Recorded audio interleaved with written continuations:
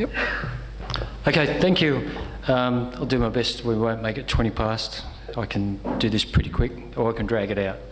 Thank you for sticking around. A lot of friends, a lot of colleagues I've seen over a long, long period of time, so great to see you.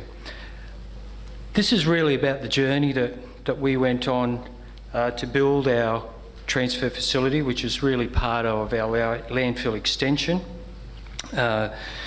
We'd operated on this site now for over 30 years. We've now purchased the site from the Crown, gone through the EISDA period, and the first part of the project has been the development of the waste transfer station. We did that rather deliberately because we thought it was important to have a tangible sort of outcome for the community to see what we were doing, become engaged in it, a sense of ownership, and that we're really keeping up with the times. So I'll make it, as I said, as quick as I can. This is what we started with. We'd been on the site for 30 years. Traditional landfill where everybody delivers. 96 in the early part of our licensing process, we installed weigh bridges, but everybody took their material to the face, with the exception of some ad hoc resource recovery that was spread over the site. As a consequence, those that have operated or operating landfills, you know, if you haven't got control or monitoring, you end up with contaminated material that's not worth a crumpet at the end of the day. So we've seen the transfer facility as really one of those steps that brought it all to the front end, allowed us to use, if you like, the weighbridge infrastructure that was already there, but develop on the front part of the site that was the remaining part of unfilled or virgin ground. So our story began, as I said, stage one is the transfer facility. It includes a community recycling centre and a push put area for our disposal of material that we transferred down to the landfill face. And stage two will then be the extension of the landfill capacity. So here's a shot of our entrance. You know, we really wanted to engage the community to make sure it looked like a managed facility. So largely this development was also trying to change and deliver an educational outcome that changes a dump mentality into us operating a managed facility and helps explain and demonstrate the direction that we're chasing. As part of the development, we done a lot of consultation with our contractors and designers. The key features were trying to keep the thing in a fairly tight space. We followed the contours of the site so that it gave the appearance and the feel that everything is unloaded on a flat surface, flat ground if you like. But it also, part of this sort of the strategic design was that everybody enters the site and is going through the site in a one-way direction, and they're actually forced to go past all of the drop-off areas, or what we like to call the resource recovery areas, because we really see the site as a resource recovery site nowadays rather than a landfill site. We really want to start to project that managed facility, and really your operation is going to become more sustainable the more resource recovery you have. The less levy liability, I guess, is going to be the key factor. So we introduced a lot of colour coding. Colour coding is the Australian standard stuff. We used and modelled that around the introduction of the CRC. So those with CRCs, you know, you've got to use the standard colours, you've got to use the standard fonts, and you've got to use the standard graphics. So then we picked those up and we've carried those through into our drop-off areas. So you've got the top of the site, you've got the garden or the organics, the metals, the concrete, the household recyclables, drop through into the CRC and the problematic wastes, and then through to our push pit, the red zone, which is then for landfill. It's funny, I prepared all these notes and I'm just winging this now by the picture.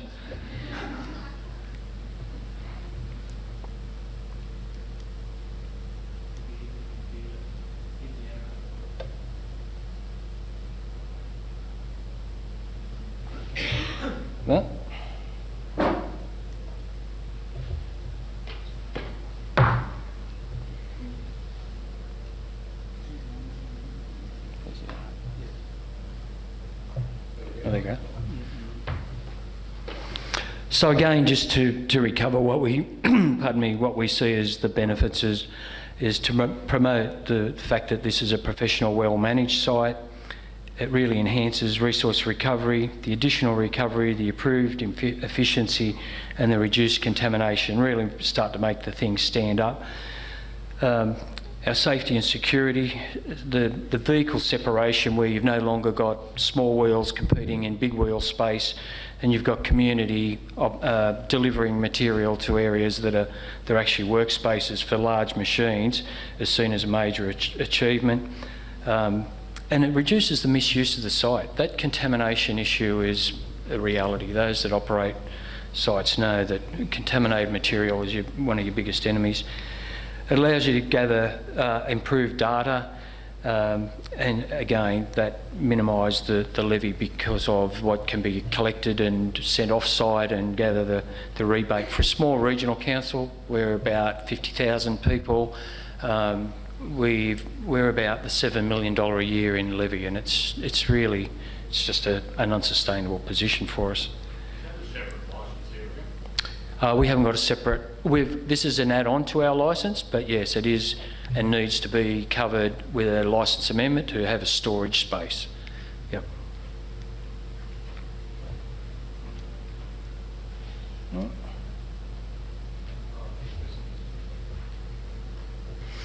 So yeah, again, this is just demonstrating what it looks like as we have our drop-off areas.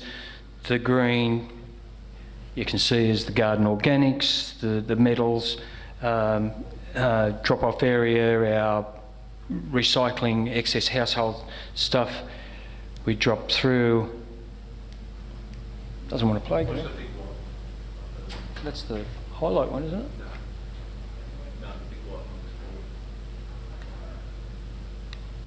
No. So our CRC, everybody's got a CRC these days, and we worked, alongside Tox Free in the development and the layout of it. So that was valuable information to make sure. We added a few extra bays in it where we accept our e-waste and our mattresses and the like. And again, you can see the signage, the colour coding, the fonts, all the rest that we've carried through the site.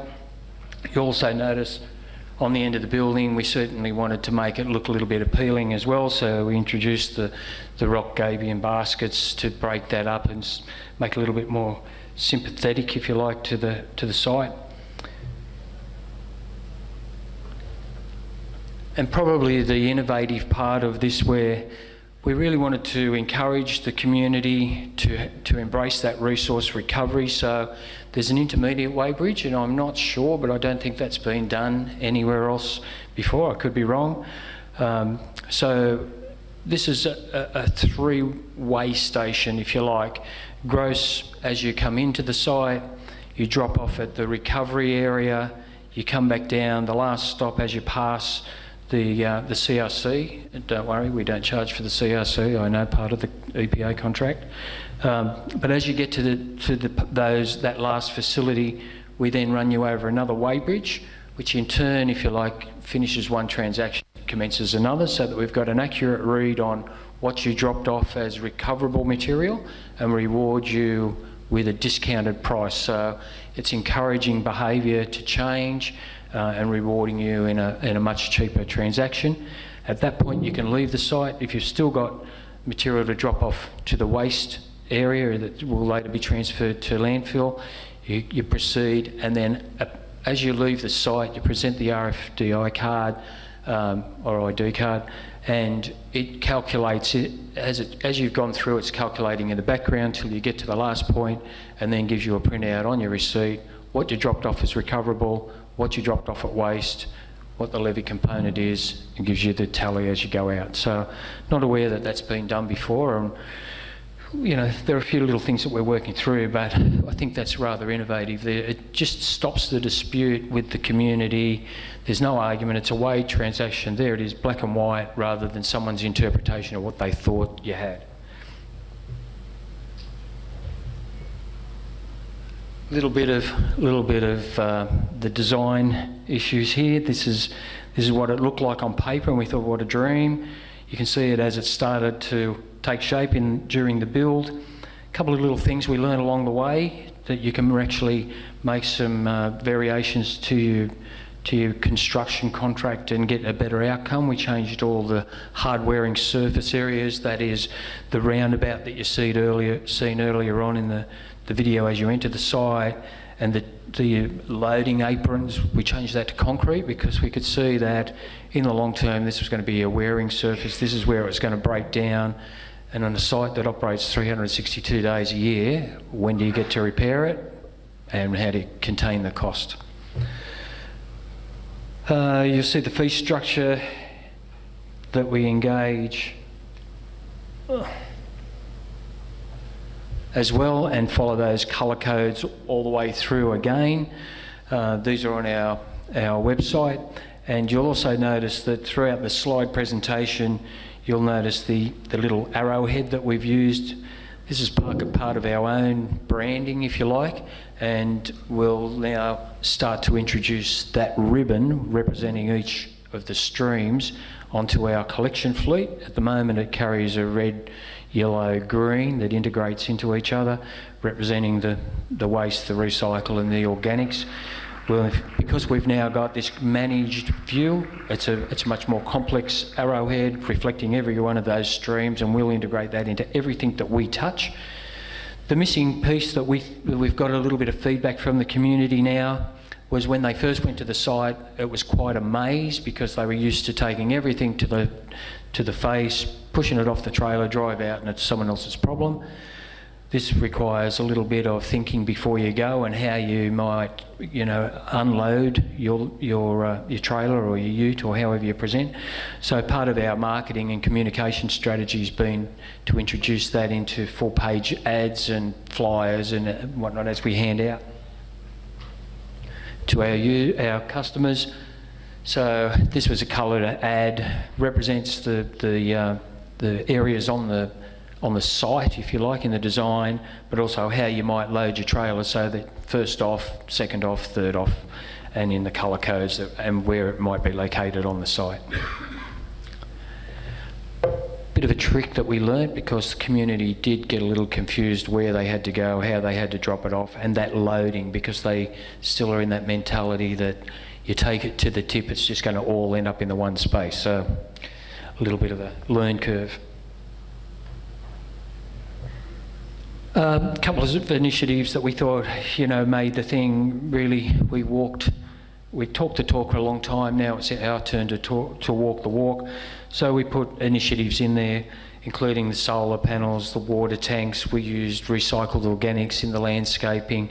So I think it's important that the community see that if we're preaching something to them to change habits or embrace change, you've actually got to be a bit of a leader as well. So we tried to make that, and we tried to include all those things into the design and make it attractive along the way.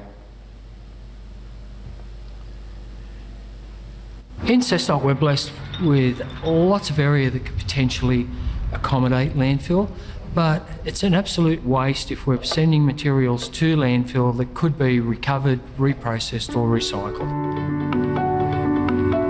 The facility is introduced as a milestone in our approach to waste management.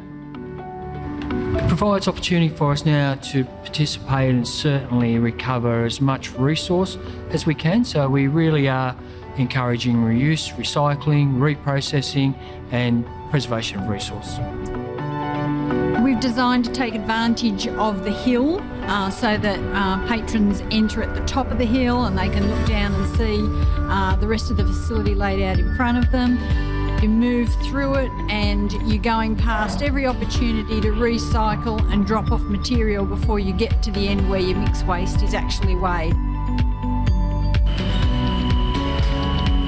When we started the initial design, the safety of both our operators and the customers was paramount. You find that there is hard stand surface, meaning we know what's underneath our feet rather than a progressive tip face. We've got separation of materials, not combination. I think from the benefit for the public is it's much cleaner down here. They don't have to walk through the mud and the dust. There's a shade over the top of the people. If it rains, they won't get wet. and there's no sun to worry about. The facility also features separated traffic flows so that the trucks and the service vehicles don't mix with trailers and smaller vehicles. The majority of the traffic comes down here to the push pit, which is behind me, and out at the actual landfill site, the traffic is reduced greatly, and that makes it easier for us when we're on the heavy machinery because we've got less vehicles and less people to contend with, so it's a lot safer. So the southern end of the facility is actually constructed over our existing landfill. For our road construction, we had to implement a bridging layer over that. So that involved digging down a further metre below the road pavement levels, placing a rock bridging layer and then constructing the road pavement on top of that. We've designed with the environment in mind.